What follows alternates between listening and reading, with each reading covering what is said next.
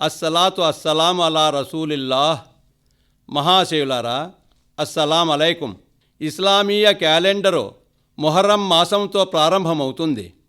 ఈ నూతన సంవత్సరం హజ్రత్ ఇమాం హుసేన్ రజియల్లాహు అన్హు గారి ఆత్మార్పణతో ప్రారంభమై హజ్రత్ ఇబ్రాహీం మరియు హజ్రత్ ఇస్మాయిల్ అలైహిస్సలాం గార్ల త్యాగానికి ప్రతీక అయిన బక్రీద్ నెలతో ముగుస్తుంది. సాధారణంగా పండుగలన్నీ గత చరిత్రలో జరిగిన సంఘటనల్ని మనకు గుర్తు చేస్తాయి. అలాగే ఇస్లాంలో కూడా ఈదుల్ ఫిత్ర్, రంజాన్, ఈదుల్ జుహా, బక్రీద్ 2 పండుగలు ప్రశస్తమైనవి. పండుగ అంటే ఒక సమాజానికి చెందిన ప్రజలంతా ఒక చోట చేరి సంతోషంగా సంబరాలు జరుపుకొని శుభాకాంక్షలు తెలుపుకునే రోజు. అయితే మొహర్రం పండుగ సంబరాల సంతోషాల పండుగ కాదు, శుభాకాంక్షలు తెలుపుకునే పండుగ అంతకన్నా కాదు. ఈ పండుగ నాడు తిండి తీర్థాలు మానేసి ఉపవాసాలు పాటించవలసిన రోజు మరియు హజ్రత్ ఇమాం హుసేన్ రజియల్లాహు అన్హు గారిని తలుచుకొని మౌనంగా రోధించవలసిన రోజు. ఖురాన్ పఠనంలో దైవ ధ్యానంలో గడపవలసిన రోజు. మొహర్రం నెల 9, 10 తేదీలను ఆషూరా దినాలంటారు. 9 మరియు 10 తేదీలలో కానీ లేక 10 మరియు 11వ తేదీల్లో కానీ ఉపవాసాలను పాటించడం వల్ల గత సంవత్సర కాలంలో చేసిన పాపాలు క్షమింపబడతాయని ధార్మిక గ్రంథాలు ఘోషిస్తూ ఉన్నాయి. ఈ మొహర్రం పండుగనే మన ఆంధ్రదేశంలో పీర్ల పండుగ అని కూడా అంటాము. ఈ పండుగ ధర్మానికి అధర్మానికి, నీతికి అవినీతికి, న్యాయానికి అన్యాయానికి, సత్యానికి అసత్యానికి మధ్య జరిగిన మహా సంగ్రామం. ఒక మహదాశయం కోసం మన మహాప్రవక్త హజ్రత్ ముహమ్మద్ సల్లల్లాహు అలైహి వసల్లం గారి ముద్దుల మనుమడు యువ కిషోరం అయిన హజ్రత్ ఇమాం హుసేన్ రజియల్లాహు అన్హు గారు ప్రాణాలను అర్పించిన రోజు మొహర్రం నెల 10వ తేదీ. మహాప్రవక్త హజ్రత్ ముహమ్మద్ సల్లల్లాహు అలైహి వసల్లం గారు దైవ సన్నిధికి చేరుకున్న తరువాత ప్రజాస్వామ్య పద్ధతిలో హజ్రత్ అబూబకర్ సిద్దీక్ రజియల్లాహు అన్హు గారు, హజ్రత్ ఉమర్ ఫారూక్ రజియల్లాహు అన్హు గారు, హజ్రత్ ఉస్మాన్ గనీ రజియల్లాహు అన్హు గారు, హజ్రత్ అలీ రజియల్లాహు అన్హు గారు ఒకరి తర్వాత మరొకరు ఖలీఫాలుగా ఎన్నికయ్యారు. వీరందరి పాలనా కాలంలో ధర్మం, న్యాయం, సత్యం, నీతి 4 పాదాలపై నడిచాయి. అన్యాయం, అధర్మం కాళ్లకు సంకెళ్ళు పడ్డాయి.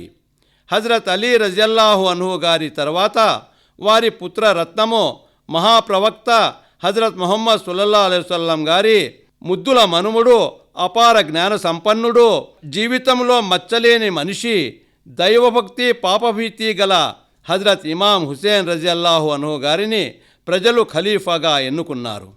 అయితే అప్పటికే సిరియా గవర్నరుగా ఉండిన హజ్రత్ ఇమాం అమీర్ మావియా రజియల్లాహు అన్హు గారు అధికారం కోసం పోటీ పడ్డారు. ఆనాడు ప్రజల్లో ఉన్న ఉద్రిక్తతను నివారించుట కొరకు, ప్రజల మధ్య ఐకమత్యము సత్సంబంధాలు నెలకొల్పుట కొరకు ప్రజలు తనకు కట్టబెట్టిన రాజ్యాధికారాన్ని తృణప్రాయంగా భావించి హజ్రత్ అమీర్ మావియా రజియల్లాహు అన్హు గారికి అప్పగించారు హజ్రత్ ఇమాం హుసేన్ రజియల్లాహు అన్హు గారు. హజ్రత్ అమీర్ మావియా రజియల్లాహు అన్హు గారు దాదాపు 20 సంవత్సరాలు ఖలీఫాగా ఉండిరి. ఆ కాలంలో హజ్రత్ అమీర్ మావియా రజియల్లాహు అన్హు గారికి సన్నిహితుడుగా ఉండిన హజ్రత్ ముగీరా బిన్ షోబా రజియల్లాహు అన్హు గారు హజ్రత్ అమీర్ మావియా రజియల్లాహు అన్హు గారికి హయాములోనే వారి కుమారునకు వంశ పారంపర్యపు హక్కుగా ఖలీఫాగా నియమించమని సలహా ఇచ్చిరి. అంతవరకు కలలో కూడా తన కుమారుణ్ణి ఖలీఫాగా ఊహించని మరియు నియమించు ఉద్దేశ్యం లేని హజ్రత్ అమీర్ మావియా రజియల్లాహు అన్హు గారికి తన పుత్రుడైన యజీదును ఖలీఫాగా నియమించు ఆలోచన కలిగెను. తన కుమారుని కంటే అనేక రెట్లు యోగ్యులైన మహాప్రవక్త సల్లల్లాహు అలైహి వసల్లం గారి సహచరులు ఎంతోమంది ఉన్నప్పటికీ వారిని కాదని ప్రజాస్వామ్యాన్ని తుంగలో తొక్కి వంశ పారంపర్య హక్కుగా తన కుమారుణ్ణి ఖలీఫాగా ప్రకటించారు. యజీదును ఖలీఫాగా గుర్తించి వారి చేతిపై ప్రమాణం చేయుటకు పలు రాష్ట్రాల్లోని ప్రజలు నిరాకరించారు. ఆ సమయంలో హజ్రత్ ఇమాం హుసేన్ రజియల్లాహు అన్హుకు దక్కవలసిన ఖలీఫా పదవి ఒక అయోగ్యునికి అప్రజాస్వామ్య పద్ధతిలో దక్కడం అన్యాయం, అక్రమమని మక్కా నగరములో ఉన్న హజరత్ ఇమాం హుసేన్ రజియల్లాహు అన్హు గారితో చాలామంది విన్నవించుకునిరి. ఎందరో త్యాగపురుషుల రక్త తర్పణతో సంక్రమించిన ఇస్లాం తన తాతగారైన హజరత్ ముహమ్మద్ సల్లల్లాహు అలైహి వసల్లం గారు సూచించిన ప్రజాస్వామ్యబద్ధమైన పాలనా వ్యవస్థకు తూట్లు పడుతూ ఉంటే చేతులు ముడుచుకొని కూర్చోలేకపోయారు హజరత్ ఇమాం హుసేన్ రజియల్లాహు అన్హు గారు. దేశంలోని ప్రతి రాష్ట్రం నుండి హజరత్ ఇమాం హుసేన్ రజియల్లాహు అన్హు గారిని ఖలీఫా పదవికి బలపరుస్తున్నట్లు వార్తలు వస్తున్నాయి. ఇట్టి పరిస్థితుల్లో హజరత్ ఇమాం హుసేన్ రజియల్లాహు అన్హు గారు తమ దాయాది హజరత్ ముస్లిం రజియల్లాహు అన్హు గారిని కూఫా దర్శించి అచ్చటి పరిస్థితిని అంచనా వేసి తెలియజేయమని పంపారు. హజరత్ ముస్లిం రజియల్లాహు అన్హు కూఫా చేరిన వెంటనే కూఫా ప్రజలు వారిని గౌరవించి ఆతిథ్యమిచ్చి ఖలీఫాగా హజరత్ ఇమాం హుసేన్ రజియల్లాహు అన్హు గారిని బలపరుస్తున్నామని దాదాపు 12,000 మంది పౌరులు ఒక్క రోజులోనే హజరత్ ముస్లిం రజియల్లాహు అన్హు గారి చేతిపై ప్రమాణం చేసిరి. హజరత్ ఇమాం హుసేన్ రజియల్లాహు అన్హు గారిని ఆహ్వానిస్తూ కూఫా అగ్రనాయకులలో చాలామంది సంతకాలు చేసిన ఒక ఉత్తరాన్ని హజరత్ ముస్లిం రజియల్లాహు అన్హు గారు హజరత్ ఇమాం హుసేన్ రజియల్లాహు అన్హు గారికి వార్తాహరం ద్వారా పంపారు. లేఖను అందుకున్న తర్వాత కూఫా ప్రజలందరూ తన్ను బలపరుస్తారు అని భావించి హజరత్ ఇమాం హుసేన్ రజియల్లాహు అన్హు గారు ప్రజాస్వామ్య పద్ధతిలో చర్చల ద్వారా సమస్య పరిష్కారానికి గాను తన కుటుంబీకులు అనుయాయులు సుమారు 70 నుండి 80 మంది దాకా వెంటరాగా కూఫాకు ప్రయాణమయ్యారు. ఈ విషయం తెలుసుకున్న మక్కా నగరవాసులు హజరత్ ఇమాం హుసేన్ రజియల్లాహు అన్హు గారితో ఆది నుంచి కూఫా ప్రజలు విశ్వాసఘాతకులు, నమ్మక ద్రోహులు మరియు కపటులు, వారి నిజాయితీ శంకించదగినది, కావున మీరు వెళ్ళవద్దు అని కోరిది. హజరత్ ఇమాం హుసేన్ రజియల్లాహు అన్హు గారు ఎందరు ఎన్ని విధాలుగా నచ్చజెప్పిననో తన ఆశయసిద్ధి కోసం ప్రాణాలను సైతం అర్పించడానికి వెనుకాడనని చెప్పి కూఫాకు బయలుదేరారు. హజరత్ ఇమాం హుసేన్ రజియల్లాహు అన్హు గారు కూఫా వస్తున్నట్లు వార్త అందుకున్న యజీద్ హజరత్ ఇమాం హుసేన్ రజియల్లాహు అన్హు గారు కూఫా వస్తే అనేక వేల మంది వారి చేతిపై ప్రమాణం చేస్తారు.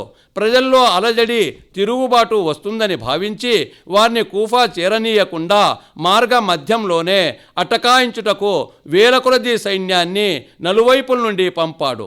నలువైపుల నుండి వచ్చిన సైనికులు మొహర్రం నెల 2వ తేదీన హజరత్ ఇమాం హుసేన్ రజియల్లాహు అన్హు గారిని అష్టదిగ్బంధన చేశారు.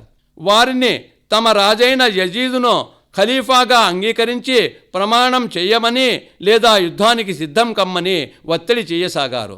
హజరత్ ఇమాం హుసేన్ రజియల్లాహు అన్హు గారు ఓర్పుతో శాంతంగా, ఓ నా సోదరులారా, నేను మనందరి మహాప్రవక్త అయిన హజరత్ ముహమ్మద్ సల్లల్లాహు అలైహి వసల్లం గారి ముద్దుల మనువండి.